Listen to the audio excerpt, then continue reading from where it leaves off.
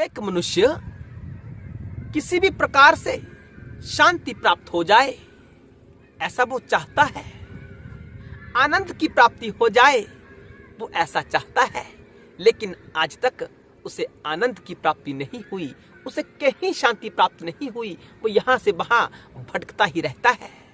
कारण क्या है कि शिव के संदेश को उसने अपने जीवन में आत्मसात नहीं किया। वो शिव के संदेश से हमेशा दूर रहा। दर्शकों, शिव प्रत्येक स्थान पर है, प्रत्येक समय में है और प्रत्येक स्थिति में है। ऐसा नहीं कि शिव केवल मंदिर में है, नहीं, शिव तो प्रत्येक स्थिति में विद्यमान है और प्रत्येक समय शिव हमें चीख चीख कर, पुकार पुकार कर अपना संदेश देता रहता है। लेकिन हमने आज तक शिव के संदेश को सुना ही कहां, हमने इग्नोर किया। क्यों? नकली जीवन के चलते। जो जिंदगी हम जी रहे हैं ना, यह नकली जीवन है। अपने नकली जीवन में, निजी स्वार्थ में, अपने अहंकार के चलते हम संसार में इतने लिप्त हो गए कि महादेव के उस संदेश को भूल गए जो हमारी आत्मा है।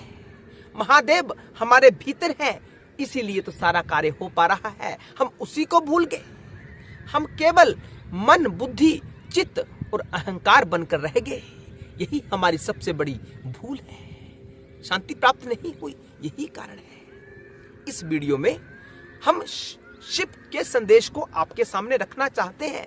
उस संदेश को अंत तक सुन लेना और उस संदेश के साथ जीवन जीना आरंभ कर देना। दर्शकों, सनातन में बहुत से धर्म ग्रंथ हैं, सब पड़े हुए हैं अपनी अपनी जगह पर। उनका क्या लाभ? उनका लाभ तो केवल तभी हो सकता है जब हम उस ज्ञान को अपने जीवन में लेकर आएंगे। अन्यथा यह भी अहंकार का हिस्सा बनकर रह जाता है कि हमारे सनातन में तो बहुत से धर्म ग्रंथ हैं, पढ़ने योग्य हमारे पास बहुत सा मटेरियल है। यही बात बनकर रह जाती है। ये हमारा अहंकार बन जाता है और किसी का कोई लाभ होता नहीं है। वर्तमान में कलयुग की ऐसी स्थिति है कि खूब कथाएं हो रही हैं, लेकिन जीवन में कोई बदलाव नहीं हो रहा है। क्यों? क्योंकि जो वास्तविकता है वो हमसे छुपाई जाती है। जो कथावाचक होता है वो अपने धन के पीछे भागता है। जब तक ज्ञान देने वाला धन के पीछे भागेगा, अपने जीवन निर्वाह से ऊपर की सोचने का प्रयास करेगा, लग्जरी जीवन जीने का प्रयास करेगा, तब तक उसके मुख से जो कहे गए शब्द होंगे वो आपके जीवन को नहीं बदल सकते हैं। यही कारण है। दर्शकों, हम अपनी मजबूरी कहते हैं कि धन नहीं होगा तो हमारे बच्चे आगे कैसे बढ़ पाएंगे। इसका अर्थ हुआ हमने धन को अपना आधार बना लिया। अपने विकास को धन के ऊपर निर्धारित कर दिया कि धन होगा तो हमारे बच्चे आगे बढ़ पाएंगे। अरे, आपने जब मार्ग का अनुसरण करना आरंभ किया कि आप आध्यात्मिक हैं, आप लोगों को आध्यात्मिक शिक्षाएं देते हैं, तो वहां धन का अधिक मूल्य नहीं रह जाता। केवल जीवन यापन करने तक की स्थिति धन के लिए पर्याप्त है। इसके अतिरिक्त तो वह कलयुग का प्रभाव है। आपके प्रवचन का दूसरे व्यक्ति के जीवन पर कोई असर नहीं हो सकता जब तक आप स्वयं नकली बनकर घूमोगे। आपका मुख से जो प्रवचन निकलता है वो सामने वाले के ऊपर प्रभावित तभी हो सकता है। ये गूढ़ रहस्य है। तब तक आपके मुख से निकला हुआ शब्द सुनने वाले के जीवन को प्रभावित करेगा जब तक आप उस शब्द को अपने जीवन में धारण करेंगे। अन्यथा वो कोई असर नहीं करेगा, केवल धन का विषय बनकर रह जाएगा। दर्शकों, शिव की 5 शिक्षाएं, तो पहले उन शिक्षाओं को समझते हैं। ये विशेष है, अंत तक सुनना। पहली शिक्षा कि जो तेरे लिए है ना, वो तुझे ढूंढता ढूंढता तुम्हारे पास आ सकता है। अब इस शिक्षा के माध्यम से शिव ने क्या संदेश दिया कि निरर्थक, जिसका कोई मतलब नहीं है, ऐसे प्रयास को करना तू बंद कर दे। मनुष्य सुबह उठने से लेकर समय सोने तक यूं ही भटकता रहता है। कोई न कोई प्रयास उसका जारी रहता है। क्यों? कुछ बेहतर बनना चाहता है। मैं आपको एक कथा के माध्यम से समझाना चाहता हूं। हमारा प्रत्येक प्रयास कुछ बेहतर बनने के लिए होता है। हो सकता है आपने यह कथा पहले भी सुनी हो, लेकिन आपकी अज्ञान ग्रंथि को नष्ट करने वाली यह कथा है। शिव के 5 संदेश हैं। हो सकता है वीडियो लंबा हो जाए, लेकिन आपका जीवन बदलेगा अनिवार्य रूप से। दर्शकों, एक पढ़ा लिखा व्यक्ति था। उसने अपनी पढ़ाई संपूर्ण की, लेकिन जैसे ही उसकी पढ़ाई समाप्त हुई, वो घर में उसने बैठना आरंभ कर दिया। उसने कोई अपने लिए कोई जॉब नहीं ढूंढा, उसने कोई कार्य नहीं ढूंढा। वो आम के वृक्ष के नीचे प्रतिदिन बैठता था, वहां शयन करता था और उठता था। यही उसकी दिनचर्या रहती थी। उसका मित्र जो उसके साथ पढ़ाई करता था, वो किसी अच्छे पद पर प्रतिष्ठित था, अच्छा धन कमा रहा था। वो उसके पास आया। उसने कहा कि मैंने सुना कि तू यहीं सोया रहता है सारा दिन, कोई काम धंधा नहीं करता है। क्या फायदा तेरी पढ़ाई का? तूने इतनी मेहनत करके उस पढ़ाई को पूर्ण किया, अब धन कमाने का समय था तो तू व्यर्थ में ही यहां बैठा रहता है। तो उसने कहा कि तूने क्या किया? उसने कहा मैंने पढ़ाई की, मैं अब जॉब करता हूं, मेरी 1 लाख मासिक मेरी आय है। उसने कहा तू उसे 1 लाख से क्या करेगा? उसने कहा कि मैं पैसा इकट्ठा करूंगा, एक लग्जरी गाड़ी लूंगा। फिर क्या करेगा? एक महंगा मकान बनाऊंगा, आलीशान बंगला, सब देखेंगे मेरे घर को और चौकन्ने रह जाएंगे कि ये बहुत मेहनती व्यक्ति है। फिर क्या करेगा? फिर मैं अपना बैंक बैलेंस एकत्रित करूंगा, करोड़ों रुपया मेरे बैंक में होगा। फिर मैं आराम से बैठकर खाऊंगा उस पैसे को, आराम से जीवन यापन करूंगा, मुझे कोई चिंता नहीं होगी। उसने पूछा कि उस समय तेरी आयु कितनी होगी? जब तेरे पास करोड़ों रुपया होगा तो कितनी आयु होगी तेरे? उसने कहा कि मेरी आयु 50-60 वर्ष होगी। उसने कहा कि अब वर्तमान में तेरी आयु 25 वर्ष है। जब 60 वर्ष का तू हो जाएगा, तब जिस स्थिति को प्राप्त तू करेगा ना, आनंद की स्थिति को, आराम से बैठकर खाने वाली स्थिति को, दिखावे की स्थिति को प्राप्त कर लेगा। ये तेरा अहंकार होगा, ये तेरे अहंकार को बढ़ाने वाला होगा। और जो तू अनंत की प्राप्ति हेतु 25 वर्षों तक, अगले 25-30 वर्षों तक कार्य करता रहेगा, वो स्थिति मेरी आज वर्तमान में है। मैं उस आनंद की स्थिति में आज बैठा हुआ हूं। जो तू उतना कुछ करके वहां बैठेगा ना आराम से, उस स्थिति में मैं आज बैठा हुआ हूं। तो बता कि श्रेष्ठ कौन हुआ? किसको वास्तविक ज्ञान है? मुझे वास्तविक ज्ञान हुआ ना। तो शिक्षा कि जो तेरे पास होगा वो तेरे पास आ जाएगा। तेरे भाग्य से कोई छीन नहीं सकता। और मैं महादेव हूं। शिव ने कहा कि मैं तेरे दुर्भाग्य को परिवर्तित अवश्य कर सकता हूं। तुम मेरी शरण में आ, चिंता करना बंद कर दे और अपने भाग्य पे विश्वास रख और मेरी शरणागता शिव भाव में स्थित होने का प्रयास कर। तो तेरे पास आएगा, वो आकर रहेगा। जो तेरा नहीं है वो तेरे पास कभी नहीं आ सकता। जो रिश्ते नाते हमने झूठे बना रखे हैं कि मैं रिश्तेदारों के साथ चलूंगा तो वो मेरे साथ रहेंगे, मेरे दुख की घड़ी में मेरे साथ खड़ेंगे, तो ये हमारी गलत धारणा होती है। कोई साथ आने वाला नहीं है। आपने 99 बार किसी का भला किया, एक बार भला ना किया तो वो पानी फेर देगा। महाराज 99 बार जो आपने भला किया उसके ऊपर पानी फेर देगा। तो कोई अपना नहीं है। जो अपना होगा वो निस्वार्थ रूप से आपके पास आएगा, दुख की घड़ी में आपके साथ खड़ेगा। लेकिन जो स्वार्थी होगा वो तो यही देखेगा हमारा क्या किया, हमारा क्या किया। तो चिंता छोड़ व्यर्थ की। दर्शकों, यह पहली शिक्षा थी, शंकर जी की पहला संदेश था आपके लिए। दूसरा संदेश सत्यता और सरलता।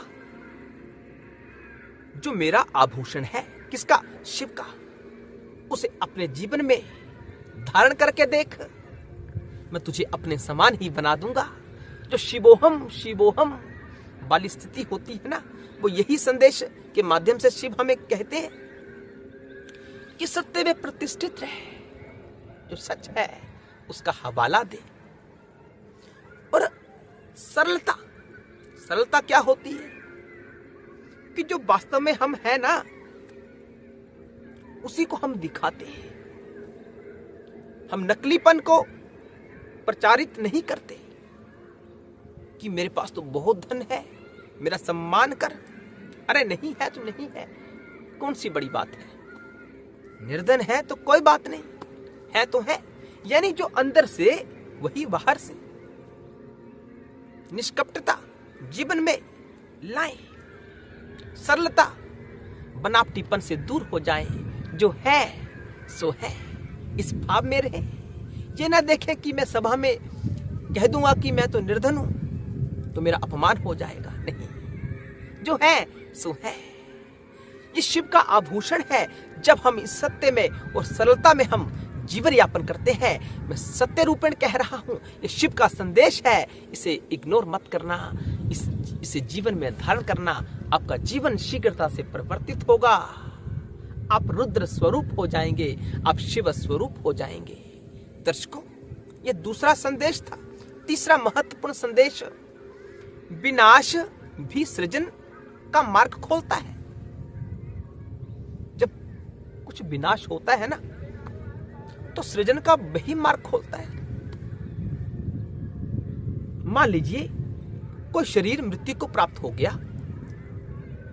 हमने उसे जला दिया, वो भस्म बन गया, तो वो हमारी दृष्टि में तो समाप्त हो गया, लेकिन वो भस्म बनकर कहां पहुंचेगा, कहां अगला सृजन वहां से आरंभ हो जाएगा, हम नहीं जानते। लेकिन सृजन होगा।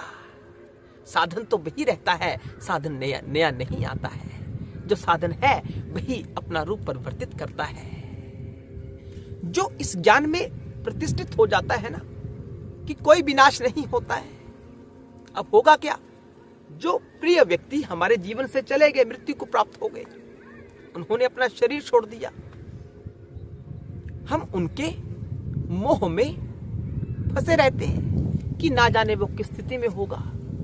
आज वो होता तो अच्छा होता, हमने खूब विकास कर लिया अपने जीवन में। अगर वो होता तो वो भी हमारे इस विकास को देखता। हम दिखाना चाहते हैं अपने आप को, ये दिक्कत है। विनाश हो रहा है, इसे शंकर की लीला समझे, शिव की लीला समझे। नया सृजन का मार्ग प्रशस्त हो रहा है, ऐसा समझे। कुछ भी समाप्त नहीं होता है, हमेशा हमेशा रूप बदलता रहता है। शिव ने कहा कि यह मेरा तीसरा संदेश था। अब चौथा संदेश जो शिव भक्तों के लिए औषधि का कार्य करने वाला है। चौथा संदेश, शिव द्वारा संहार के बाद शांति का जन्म होता है। एक संहार हम भी करते हैं अपने जीवन में, जो नकली संहार होता है। हमने एक गाड़ी ली, एग्जाम्पल, हम वर्तमान के एग्जाम्पल से ही आपको समझाने का प्रयास करते हैं। हमने गाड़ी ली और उस गाड़ी से हमारा मन भर गया, हमने उस गाड़ी को ताला लगा दिया या उस गाड़ी का विक्रय कर दिया। हमने सोचा अब बहुत हो गया। लेकिन जब तक हम नकलीपन में रहेंगे तो हमारे भीतर वो चिंगारी फिर से भटक सकती है कि नई गाड़ी खरीद, तेरा जीवन नहीं चल सकता ऐसे। तो जो लोग क्या कहेंगे कि कल गाड़ी में घूमता था, आज पैदल घूम रहा है। तेरी व्यक्तिगत स्थिति का क्या होगा, तेरी शान का क्या होगा? मिट्टी में रुल जाएगी तेरी शान। इसका अर्थ क्या हुआ कि शांति प्राप्त नहीं हुई। हमने संहार तो किया कि नहीं, ये बस अब अंतिम था, लेकिन जो मनोवृत्ति है हमारी नकली, उसने हमें फिर से जागृत कर दिया कि तेरे मान सम्मान का क्या होगा। हमने फिर से एक नया पंगा खड़ा कर दिया। तो ये हमारा संहार था, नकली संहार था। लेकिन जब शिव संहार करते हैं तो भीतर से आपको दिव्य ज्ञान भी देते हैं कि तू कभी संतुष्ट नहीं हो सकता। तू आज नई गाड़ी लेगा, 15 वर्ष के बाद वो भी पुरानी हो जाएगी, उसे भी बेच देगा, फिर से नई गाड़ी के लिए प्रयास करना आरंभ कर देगा। क्योंकि तेरे मन की स्थिति ऐसी है। वो आपको ज्ञान देगी अंदर से कि किसी को जीता नहीं जा सकता, और वो मान सम्मान क्यों ग्रहण करें जिसके लिए हमें इतनी बड़ी कीमत अदा करनी पड़ती है। हमें सारा जीवन निछावर करना पड़ता है उस गाड़ी को ग्रहण करने के लिए। हमें ऐसा मान सम्मान नहीं चाहिए। हम तो शिव के पुजारी हैं। शिव अंदर से ऐसा ज्ञान दे देते हैं। ये शिव का संदेश है। जब शिव अंदर से ज्ञान देते हैं तो जो ज्ञान से परिपूर्ण होकर जो संहार होता है, वहां शांति उत्पन्न होती है। जो अपने स्वयं निर्णय लिया कि गाड़ी नहीं लेंगे, वहां आपको शांति प्राप्त नहीं हुई।